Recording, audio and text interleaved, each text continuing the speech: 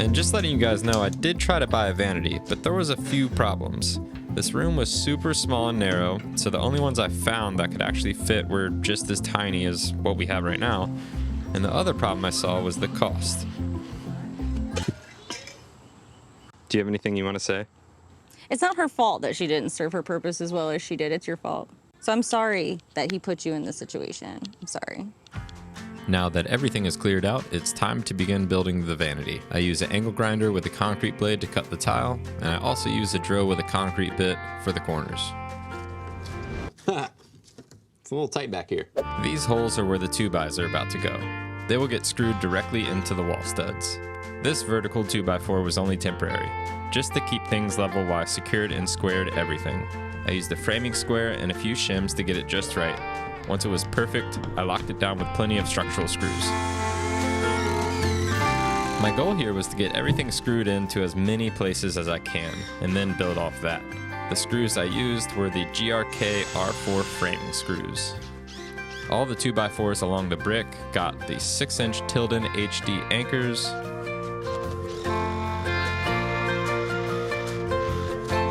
Nice and flush.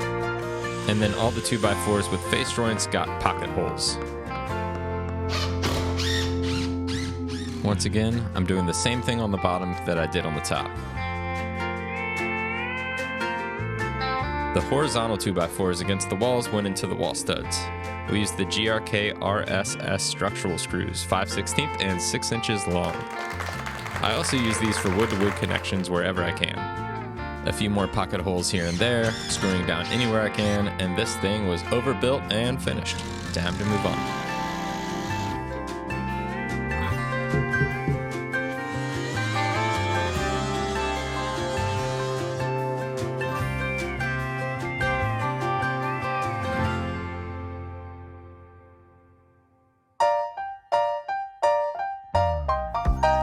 When it came time to cut the cement board, I realized I forgot to buy a fiber cement blade. They make blades specifically for this, but since I forgot to grab one, I'm using my regular concrete blade instead.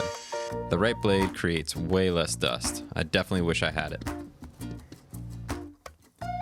I cut this piece about 1/2 inch too long. That way, instead of taking measurements, I can just fit it into place, mark it with a pencil, and know it will be cut perfectly.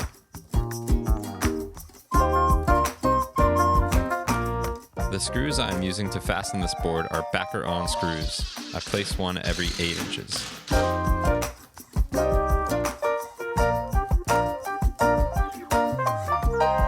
There are two main options for sheathing this vanity: 1/2-inch Durock or 0.42-inch Hardy backer. Both will work, but I went with a Hardy backer just because it's lighter. One thing to watch out for: there are some other cement boards at Lowe's and Home Depot that look similar, but they have a waterproof coating on them.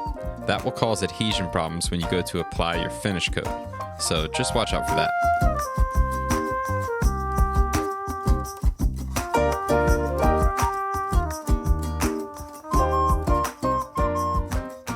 On any project, I try to cut all the big pieces first.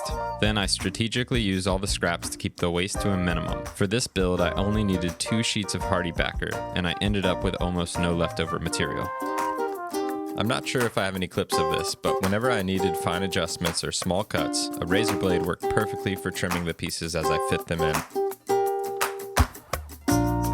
Since these boards are so thin, I always pre-drill holes to prevent cracking.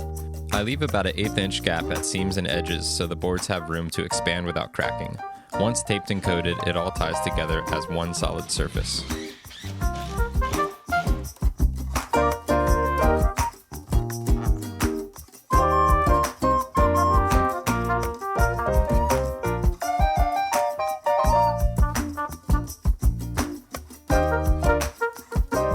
We're now going to use a rub brick. I'm using this to smooth out the screw heads and clean up edges of the Hardy backer. It only takes a minute and leaves the surface nice and smooth for finishing.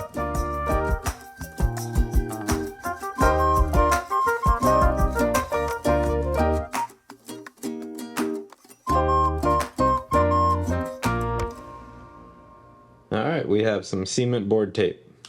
Applying this to every seam and all the edges. You can use a razor blade or you can use a putty knife. I prefer a putty knife, but I always have this handy. So this stuff does not bend well, so when you have seams like this, keep it on top.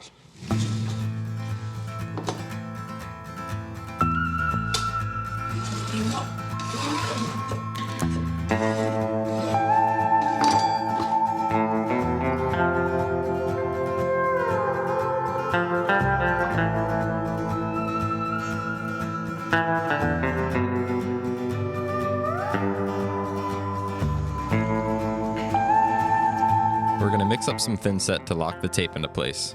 You should use a modified thin set because it bonds really well with the cement board and tape. I'm using Laticrete Platinum 254. It's definitely overkill for this step, but it's what I have on hand. It'll work just fine. All right, this stuff is nice and thick, like peanut butter. Thin set is basically glue that holds everything together. It works great, but it's a nasty, nasty stuff. If you get it on you or anything else, nasty stuff, so be careful. They say to let the thin set dry for at least 36 to 48 hours before applying a feather finish. This gives it time to cure and ensures a stronger, more durable surface. Very nice. Therefore, I had 48 hours to kill, so I decided to do some other stuff to the bathroom. After making sure there were no wires or anything behind this part of the wall, I cut out the new wall box with my multi-tool. I did not think we were getting a new mirror, but my wife said we were getting a new mirror, and because of the shape, I had to move the wall box.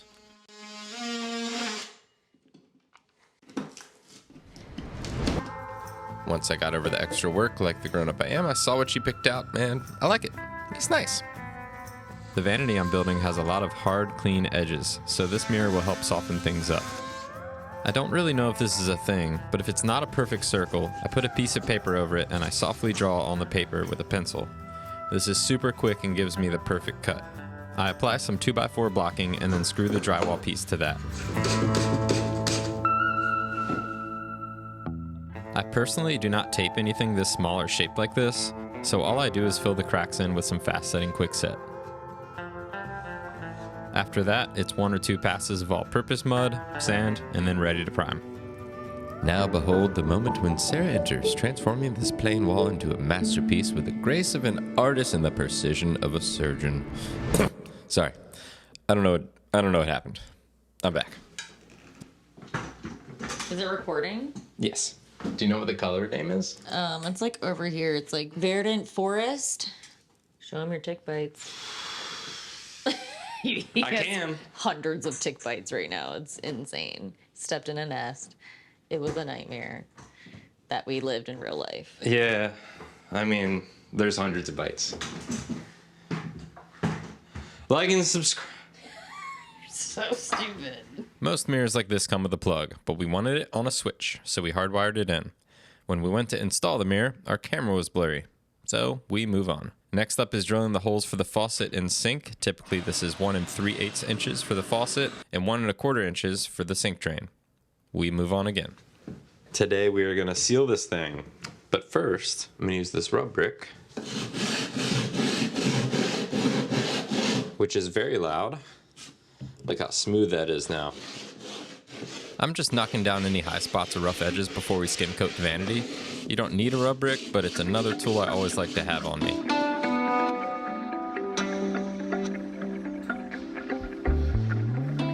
I'm keeping this tape about 1/4 inch higher than the hardy backer. That way I can allow 1/4 inch of skim coat to go up to it. We get to show off how beautiful our kitchen is, Sarah. I'm pre-mixing this whole gallon, so in the future, when I make all of the batches, they will all be made with the same exact amount of pigment. Look at that stuff. It's creamy.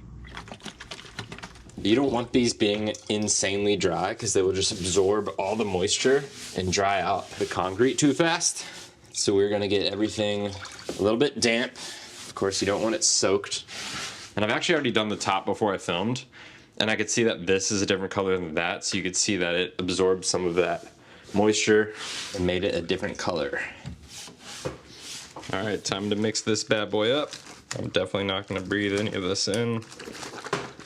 Mix it up before we use it. As always, mix the concrete into the water, not the other way around. With Henry Feather Finish, it is 2 parts concrete, 1 part water. So I'm starting off exactly like that. I'm hoping it will be perfect. And now we're gonna do 2 parts Henry feather finish.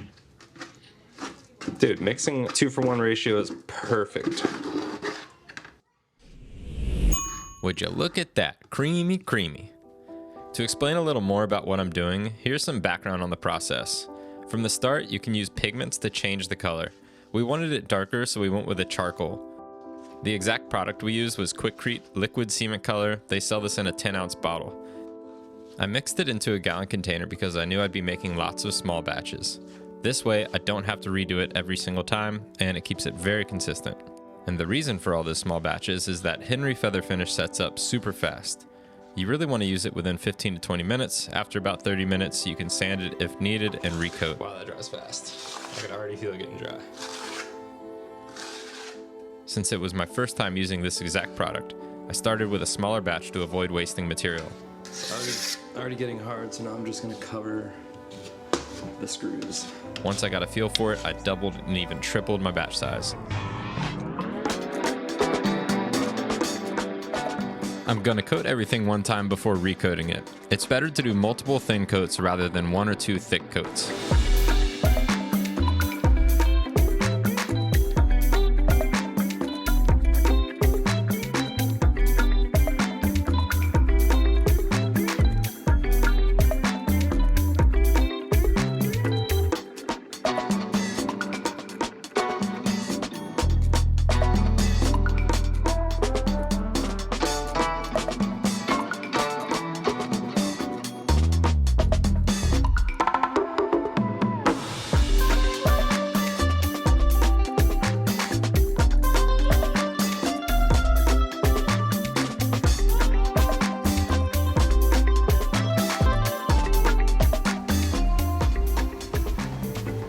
We have a very dry sponge here, and if you can see the hard edges, they're kind of getting hard.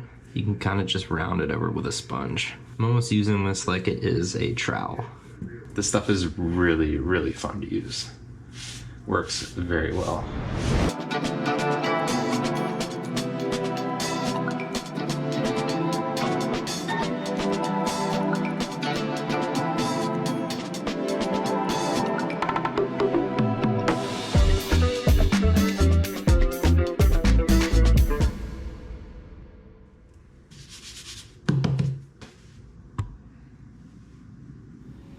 You're supposed to wait at least 24 hours before sealing Henry feather finish. Because I'm not in a hurry, I think I gave it 2 full days, maybe 3. All right, this is what we're using today. Sheathing XS 327. It's a 2-part solution. Everything is prepped and ready to be sealed. Just kind of trying to show you what it looks like beforehand. I want to see if it makes the color different. This is a matte finish. I also think I want to paint these black, but we'll see. I will go over quickly how to use XS 327, but I will say they ship them out with printed instructions, so this is just a quick breakdown of exactly what they say. Here we go. Mix 3 parts A to 2 parts B. Mix for 3 minutes. After, let sit for 5 minutes, then mix 7 parts water into 1 part mix. This is only for the first coat. So everything I'm about to do follows the manufacturer's recommendations. Before applying the first coat, I gave the Vanity a light mist of water. Then I completely saturate the Vanity with 327. As the manufacturer says, the goal is to let as much of the product soaked into the surface as possible. I then set a timer for 10 minutes and made sure no areas dried out. I did this whole Vanity in one shot, which was tough to keep up with, so if you have a helper, I do recommend it. I think I was kind of slacking in some areas. After 10 to 15 minutes, once the sealer stopped absorbing, I started rolling lightly to remove any extra 327. For the final pass, I switched to a brand new foam roller. I smoothed everything out with light pressure until the roller marks and bubbles disappeared. Once the first coat was dry to the touch, usually 1 to 3 hours, I mixed another batch. This one was thicker. The only difference from the first coat is that instead of letting it sit and soak, I started rolling and smoothing it out right away. If you have any hard to reach areas, I also recommend having one of these foam brushes on hand.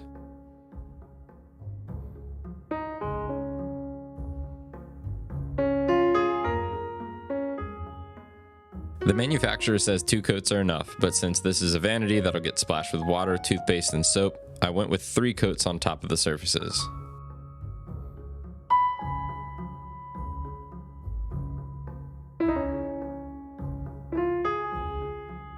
Everything was sealed, but when it came time to remove the tape, I realized I messed up. The tape I used absorbed the sealer and stuck to the tile.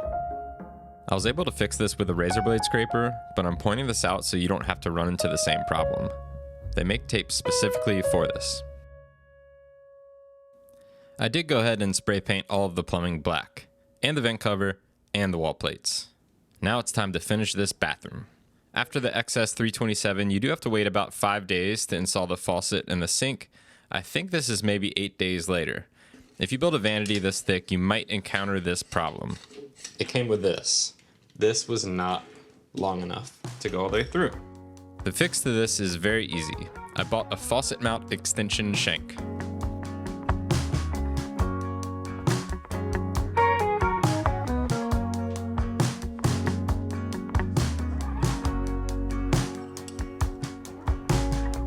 This is the vessel sink we bought. We got it off Etsy.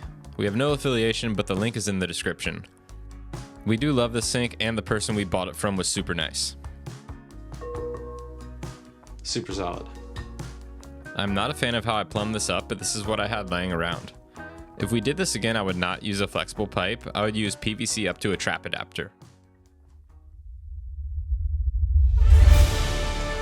Sarah, What? this is the big reveal. The bathroom is done. Just yelled at me. Oh, my birds. It's the great reveal. It's so cute. You've already seen it. Well, yeah, I live here. We have one bathroom, so. Ooh. But it is so cute. Look at the. Did we already talk about how it has like the branch on the side? It's so cute. I'm trying the water, and it's very nice.